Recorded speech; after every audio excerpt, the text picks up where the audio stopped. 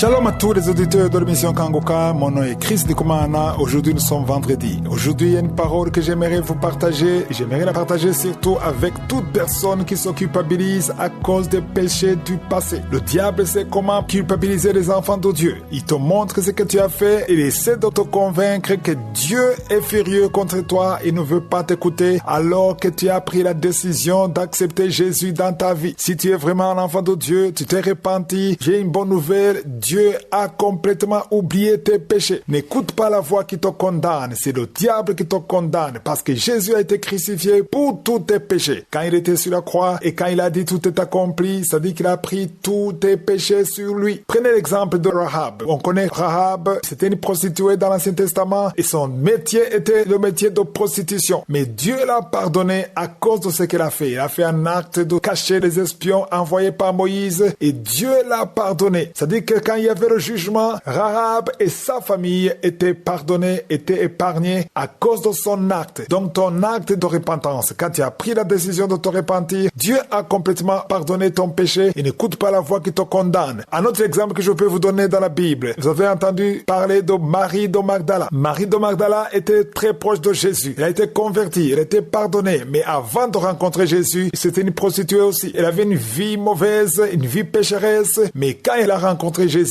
elle a été purifiée, pardonnée de tous ses péchés. Et aujourd'hui, si tu vas en Israël, la femme qui était prostituée est aujourd'hui honorée en Israël parce que Dieu l'a pardonnée. Quand Dieu te pardonne, on oublie tes péchés. Tes péchés n'ont plus de valeur. N'accepte pas la condamnation du diable. Jésus n'est pas venu pour te condamner, mais il est venu pour te sauver. Aujourd'hui, nous allons lire dans Ésaïe chapitre 1, verset 18. Il dit, venez et plaidons, dit l'Éternel. C'est Dieu lui-même qui dit, venez et plaidons. Si vos péchés sont comme le cramoisi, ils deviendront blancs comme la neige. Tu vois, on compare le cramoisi et la neige. Et s'ils sont rouges comme le pourpre, ils deviendront comme la laine. La laine c'est blanc, le pourpre c'est rouge, mais c'est complètement différent. C'est-à-dire que tes péchés seront complètement effacés et Dieu ne se souviendra plus de tes péchés. N'accepte pas l'humiliation du diable. Il veut te montrer ce que tu as fait. Si tu as avorté plusieurs fois, tu as tué beaucoup de bébés, ça c'est oublié. Dieu a oublié. Dieu ne considère plus ça. Les gens peut-être te connaissent dans le passé, peut-être tu étais un cambrioleur, mais aujourd'hui tu es une nouvelle créature. La parole de Dieu dit que quand tu viens à Christ, les choses anciennes sont passées et voici toutes choses sont devenues nouvelles. Il y a par exemple des femmes qui sont dans l'adultère pour pouvoir nourrir la famille, pour pouvoir nourrir des enfants. Mais à partir du moment où tu as pris la décision de te repentir, Dieu ne considère plus ce que tu as fait. L'adultère que tu as commise est complètement oubliée. Les choses que tu as volées, Dieu a pardonné si vraiment tu es sincère. Fixe tes yeux sur Jésus, car la parole de Dieu nous dit que quand on se repent, on devient un enfant de Dieu et tout ce qu'on a fait dans le passé sera effacé. Naître de nouveau n'est pas une religion. Il y a des gens qui confondent la nouvelle naissance et l'appartenance à une religion. Tu peux être un membre d'une église ou être religieux sans être sauvé. Nicodème était religieux, mais n'était pas sauvé. Donc être sauvé, c'est accepter l'œuvre de la croix et te repentir et à partir de ce moment, tu deviens un enfant de Dieu. Il y a des gens qui sont dans l'église, d'autres sont dans la chorale, d'autres sont dans l'œuvre de Dieu, le protocole, ils font beaucoup de choses dans l'église, alors qu'ils mènent une vie de fornication ou d'adultère. Si tu es vraiment né de nouveau, tu as besoin de marcher dans la sanctification. Tu peux pas dire que tu es né de nouveau, que tu es sauvé, alors que tu vis avec une femme qui n'est pas ta femme, ou tu vis avec un homme qui n'est pas ton mari. Ce n'est pas ton mari officiel, ce n'est pas ta femme officielle. Vous avez juste décidé, vous deux, de cohabiter ensemble. Vous avez même des enfants. C'est le moment de vivre dans la lumière. Tu ne peux pas prendre une femme ou une fille et vivre avec elle comme si c'était ta femme. Ce n'est pas comme ça. Il faut que tu approches la famille. Il faut que tu aies l'accord de la famille. Il faut que ce soit honoré par tous. Sinon, même si tu pries, tu vis dans le péché. Et si la trompette sonnait aujourd'hui, tu n'iras pas au ciel. Tu as besoin de te repentir. C'est ce que le Saint-Esprit est en train de te dire maintenant. Il ne faut pas résister quand tu entends la voix du Saint-Esprit. On doit toujours être prêt. On doit vivre dans la sanctification parce que Jésus peut revenir à tout moment. À tout moment, il peut venir. N'importe quand. Même s'il ne vient pas. Disons si Jésus revient dans 30 ans. Tu peux mourir demain. Tu peux mourir l'année prochaine. Il faut être prêt à tout moment. Peu importe ce que tu as fait, Dieu est prêt à te pardonner. Il suffit que tu acceptes ce que Jésus a fait. Viens devant Dieu. Mets-toi à genoux. Appelle Jésus. Il va venir dans ta vie et il va te transformer. Il va te pardonner. Tu seras une nouvelle créature. Et après, le Saint-Esprit va te guider. Si tu veux l'assistance d'un serviteur de Dieu, tu peux appeler au plus 257 76 57 79 65. Ceux qui résident au Canada, aux États-Unis, vous pouvez appeler au 613 462 93 52.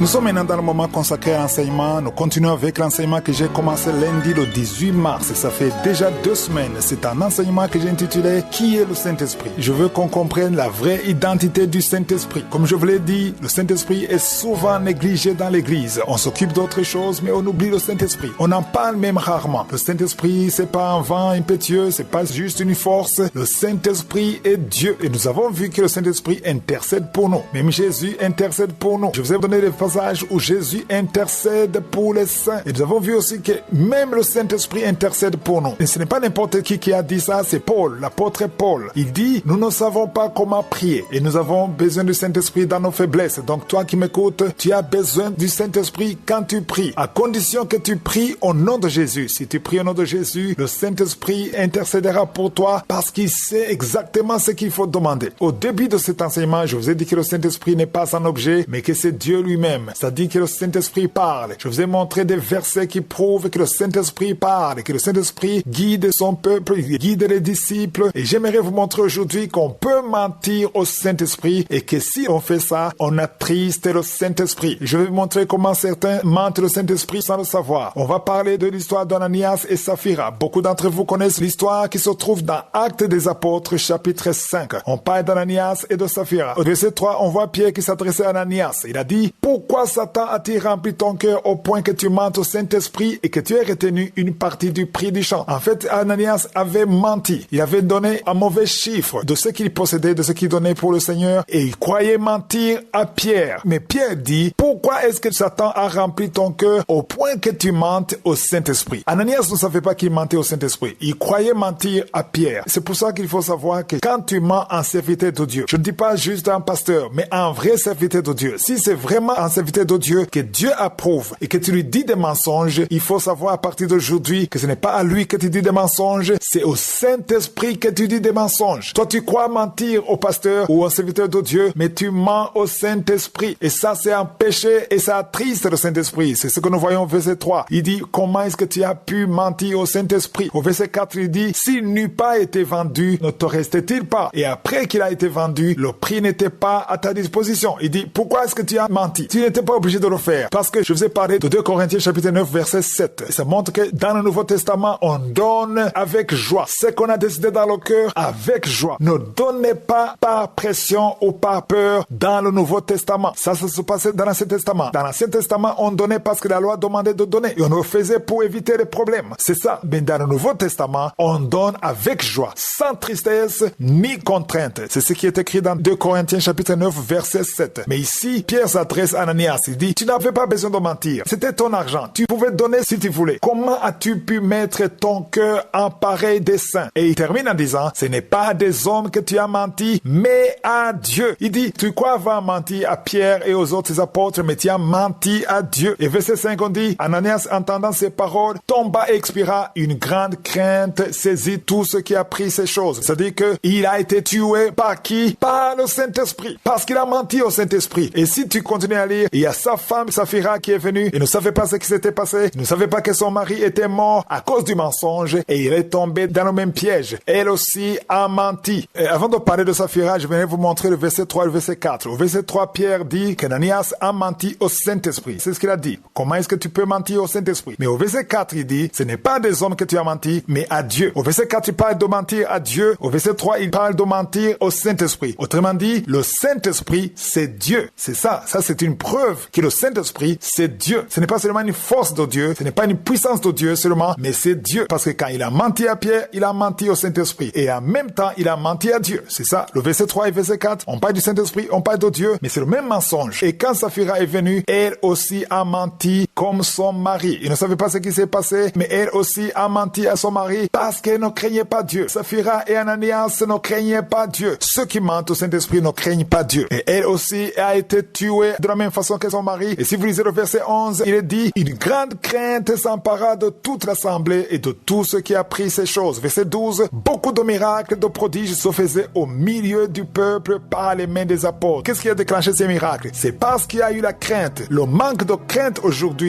dans l'église de Dieu bloque les miracles. Les gens ne craignent pas Dieu. On parle de Dieu comme si c'était un simple ami avec qui vous avez grandi ensemble. On ne craint plus Dieu. Je vais continuer à en parler lundi de la semaine prochaine parce que c'est très important que l'église comprenne la puissance du Saint-Esprit. Je vous rappelle que demain c'est la prière pour les malades. Je vous souhaite tous de passer un excellent week-end.